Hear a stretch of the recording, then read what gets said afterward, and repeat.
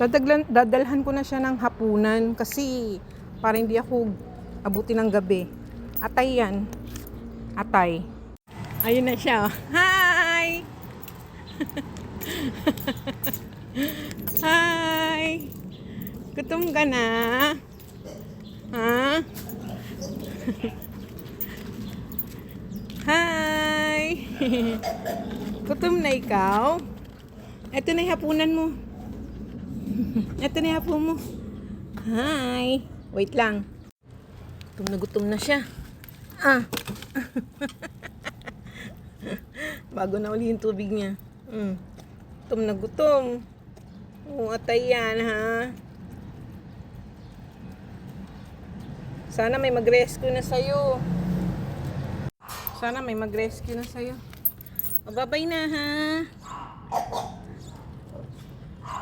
At least nabusog naman kita. Kapit ka lang, ha?